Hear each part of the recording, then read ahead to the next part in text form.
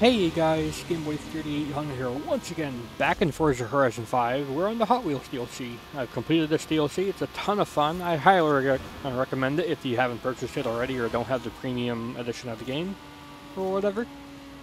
And today, we're going to focus on the age-old question of power versus grip. So we're going to be running two different cars here, each with two different builds. So we're going to have 4 runs across this track. I chose this track because it has as many boost pads as it does corners, so I thought if any track on this map would make it so that power didn't really matter because you're always being boosted to high speeds anyways, it would be this one. So let's find that out. We're going to start with the Ferrari California. It starts in the middle of C-Class. I gave it the Hot Wheels race tire compound, and not much more. There's not very much room to play with after that. So, this is a full-on tire grip build.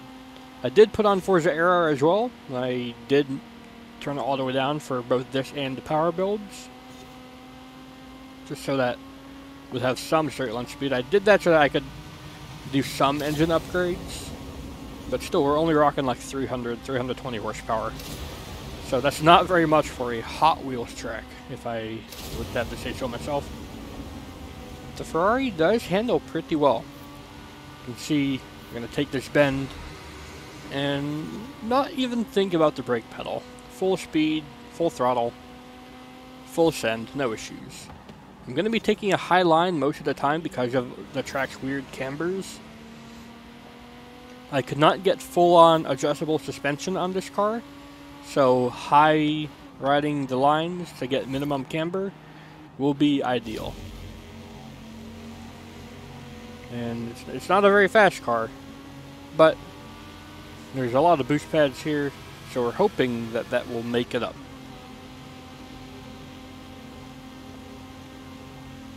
And this is a really difficult section of the track here. You can see the magnet side ends when we are still like completely sideways. So we slide to the inside and can't get onto the full racing line, so we just have to brake and hope, really. The Ferrari is coming up to the final loop-to-loop and boost pads of the lap.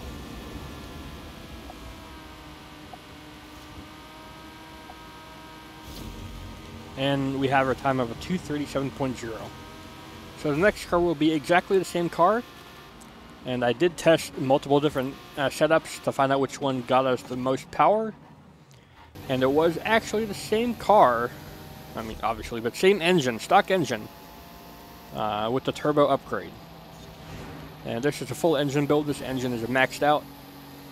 And we have put our tires down to street tires, I'm pretty sure. So a lot less overall grip, but we have 150, 160 more horsepower. So that is really helping us maintain our speed off of the boost pads. That's actually quite important. The boost pads could get us up to the same top speeds with the other build, the grip build, but we would lose that speed very quickly. With a lot more engine power, we are able to hold that speed way easier. And you can see it's not a total loss in the corners, so it's not even too bad to drive through the corners. It is a little bit more of a handful. We will slide through the tighter turns, and we will have more of a problem being off camber. Because we're still not rocking any adjustable suspension. And previously we hit about 150 miles an hour on that boost pad. Now that's about, what, 160? So we're holding more speed off the boost pads. Unlike before, we will have to brake and downshift for that turn there. Likewise for here. Maintain a high line, but you did have the brake for it. This is the tightest turn on the track, so we gotta really slow down for it. And even so, we did kick the back end out a little bit.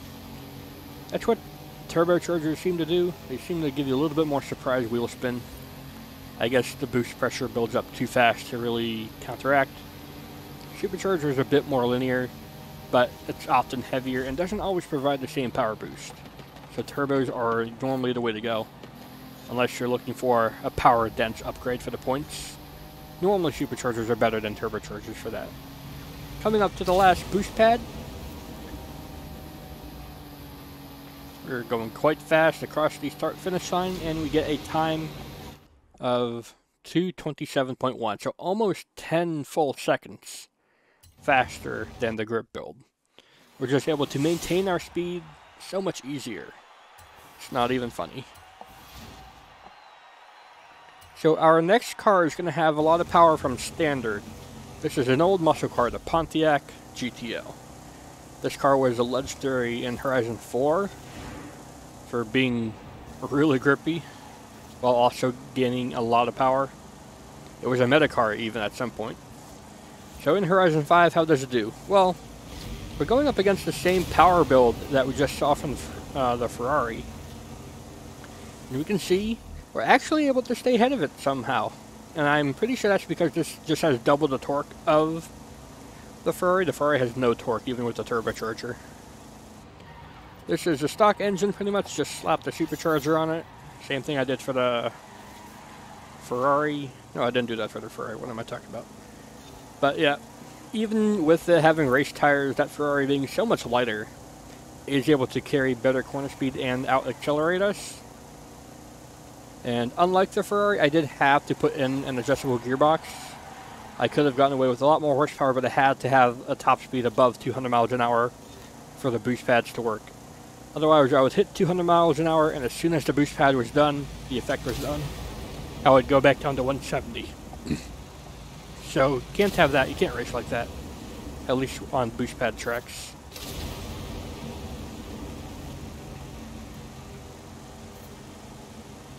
Yeah, the Pontiac does carry good speed. It does have a lot of torque, obviously. But even with race tires, the same Hot Wheels race tires, we do have to be on the brakes a lot more. Now, I probably could have gotten a better run. Let's be honest, this is not the cleanest run I have ever done. I should have taken one more lap around. But this car is as wallowy as it is. Unlike the Ferrari, I was able to get adjustable suspension for the GTO in grip format.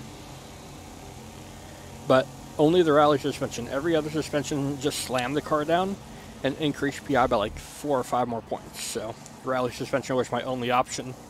And even with it all the way down, it's not very low to the ground, so I get a lot of body roll. Now, of course, the meta tune is to have the lowest front anti-roll bars and fairly high rear anti-roll bars. But even that didn't save this car. But that's our time, a 231.6. The grip build for the Ferrari was a 237.0. So grip build to grip build, the Pontiac is the better build. And that off-camber first turn is quite difficult. Now, this is a much different power build to what we saw before. This is an engine swap.